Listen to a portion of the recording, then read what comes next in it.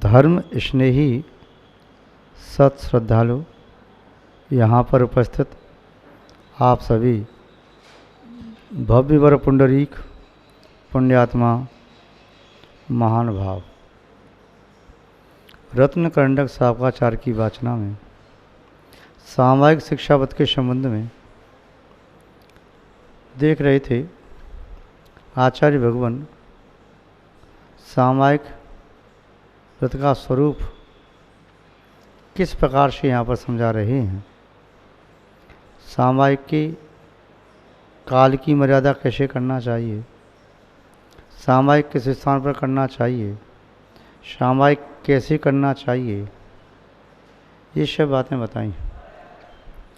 कल देख रहे थे कि सामायिक प्रत्येक दिन करना चाहिए, प्रतिदिन अनलशयन, आलस्य को छोड़ करके,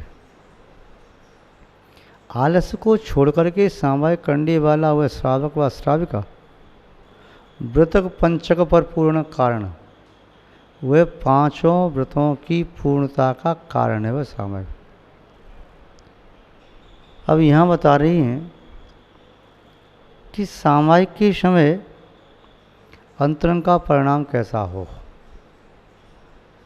एक सामायिक की बाह्य मुद्रा होती है, एक सामायिक का अंतरंग का भाव होता है। अंतरंग का भाव मान के चलें तो वह प्राण की तरह से है।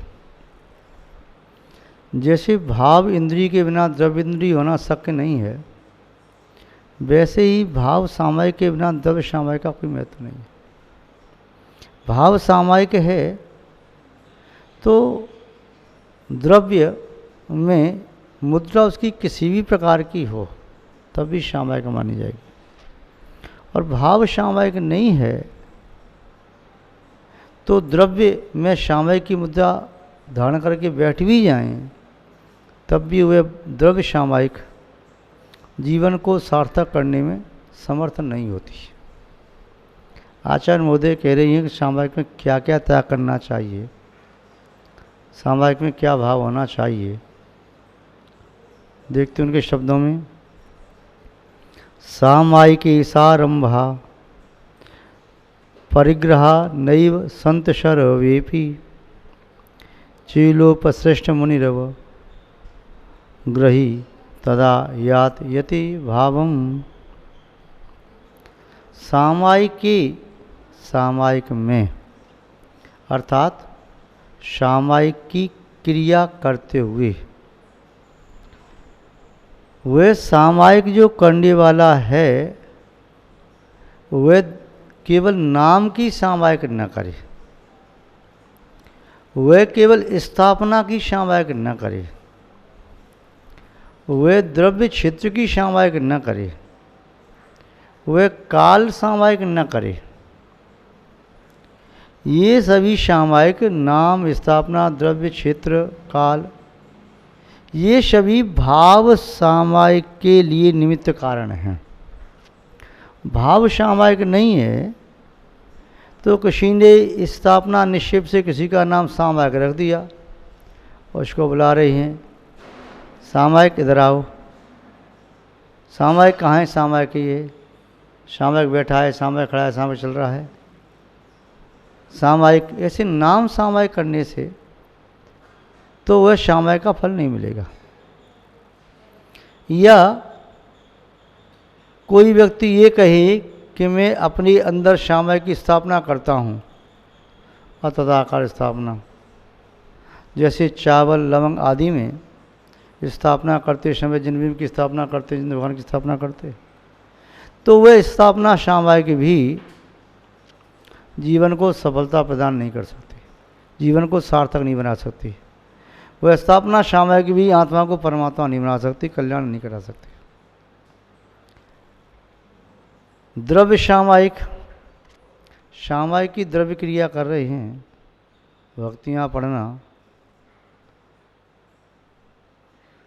जाप लगाना, वे द्रव्य में सामायिक का पुष्कर करके ऐसे बैठ गए, और भाव असामायिक के हैं तो वह भी सामायिक जीवन को सफल न कर सकेगी।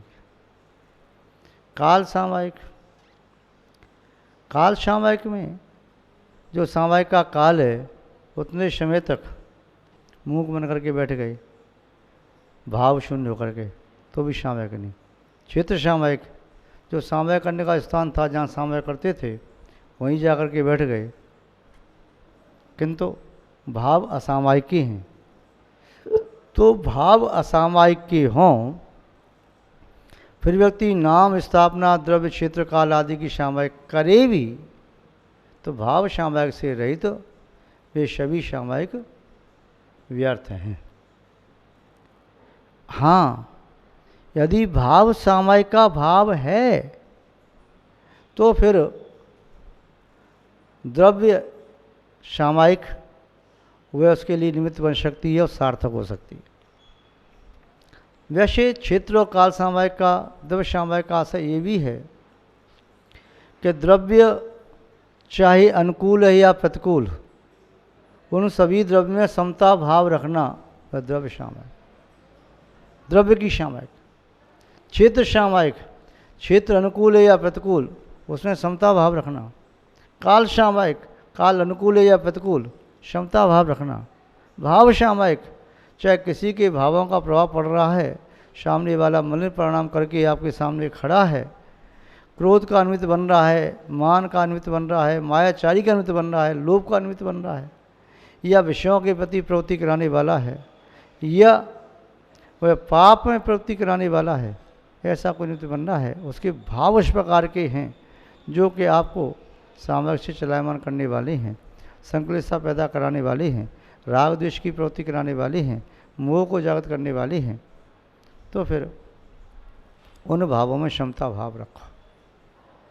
तो वो भाव आप उनको भी भावों का प्रभाव आपके ऊपर न पड़ पाए, क्षमता भाव रखो, ये भाव स्वाभाविक हो जाए, महान भाव। किंतु ये कैसी हो सकती है? आचार्य मोदय कह रहे हैं सारंभा परिग्रह नैव संत सर्वे,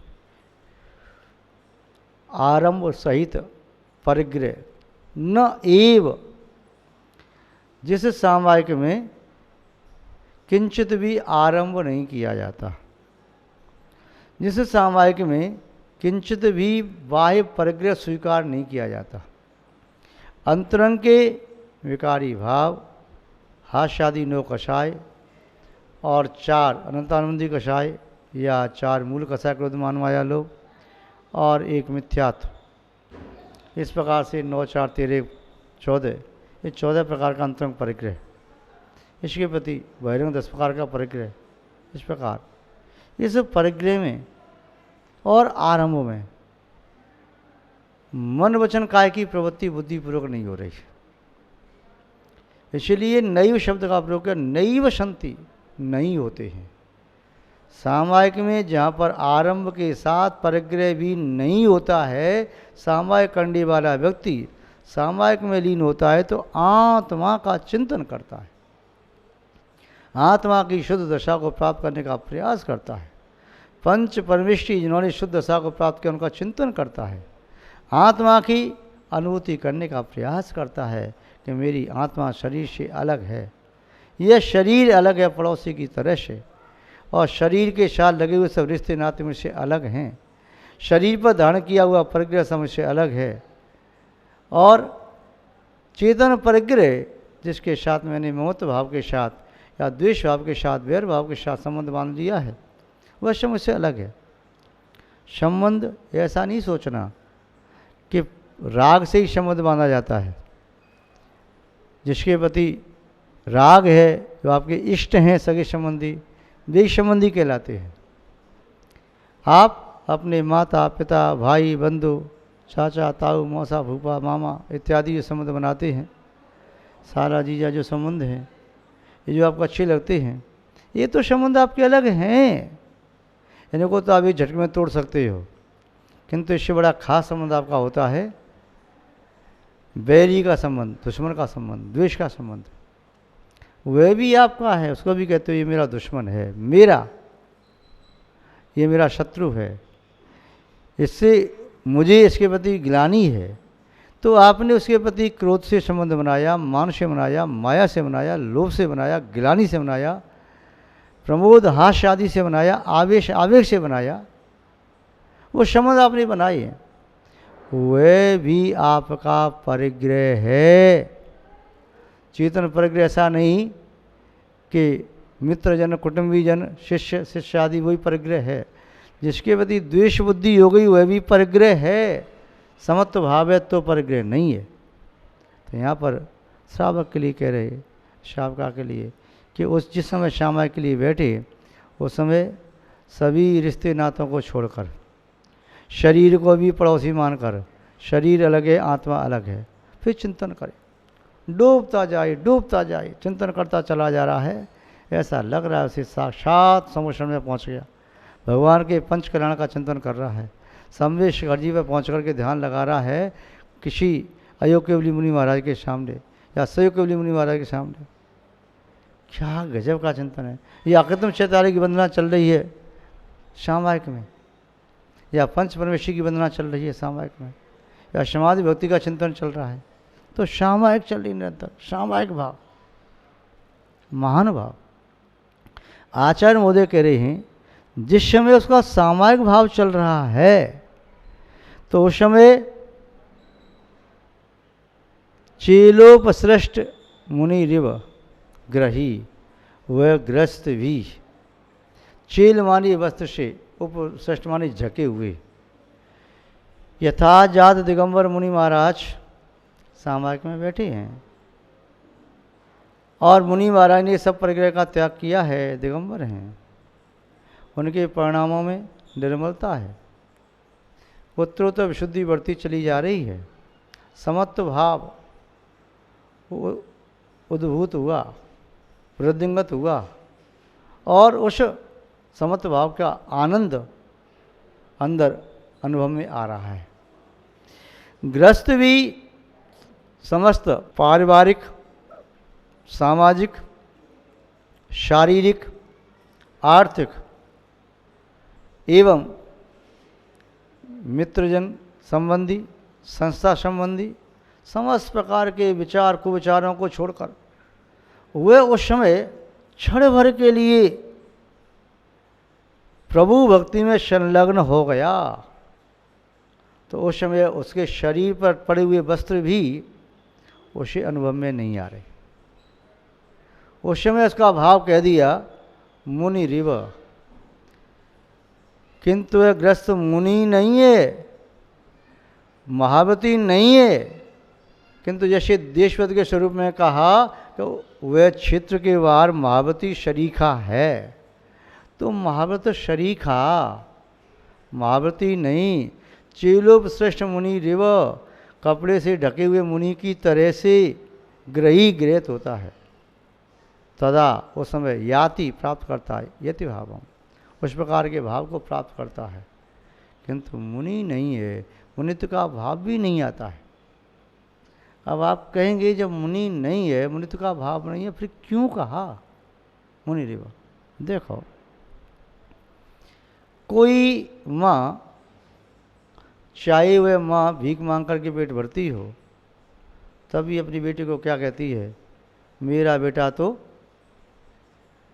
राजा बेटा है। ये भी नहीं कहती मंत्री बेटा है, ये भी नहीं कहती कि वह उपमंत्री बेटा है, कि सैनिक बेटा है, राजा बेटा है। महान भाव, भावों की अपेक्षा से उन सब भावों की विशुद्धि बढ़ रही है। और विशुद्धि बढ़ते समय तो जब किसी को उपमा दी जाती है तो बिंदु को भी सिंधु की उपमा दे दी जाती है।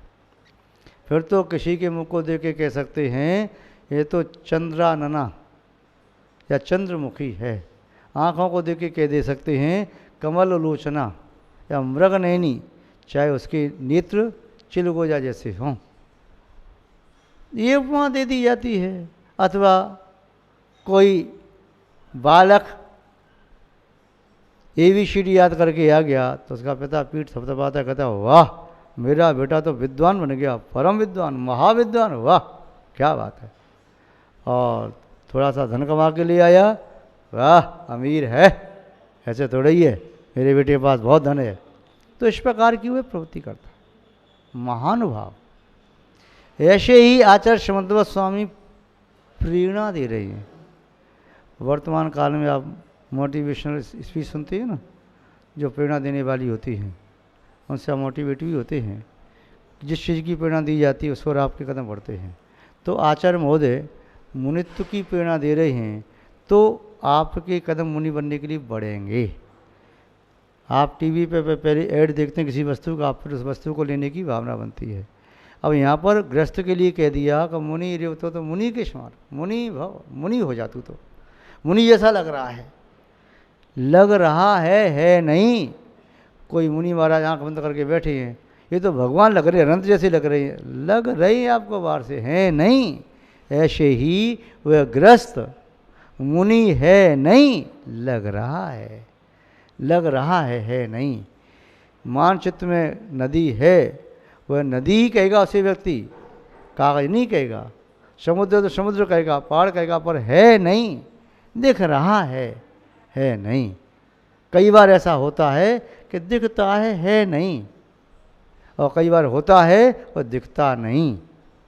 जैसे यदि कहीं तीव्र गति से कोई चक्र घूम रहा हो या पंखे की पांगड़ी घूम रही हो, तो वो चक्र सर्कल दिखाई देता है, 3 पांगड़ी दिखाई नहीं देती। जो हैं दिख नहीं रही, जो दिख रहा है तो है नहीं। तो उस समय साधक ध्यान में बैठा है, तत्वचिंतन में बैठा है, उसे लग रहा है कि मुनित्व को प्राप्त हूँ, उसको उत्साह बढ़ रहा है। तो आचार्य महोदय उसे प्रेरणा दे रही है कि वास्तव में वह मुनि है नहीं, उपचार से भी नहीं है। उपचार से गाने चित्त को बिल्ली को शेर कह दो तो ये भी नहीं है।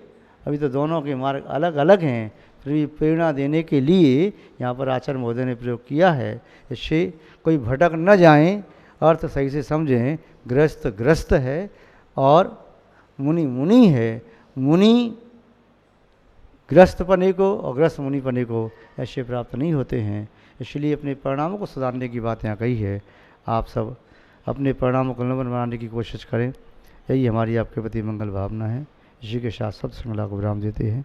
श्री शांतनाथ भगवान की, पूज्य आचार्य गुरुदेव श्री विद्यानंद महाराज की, जैन धर्म की।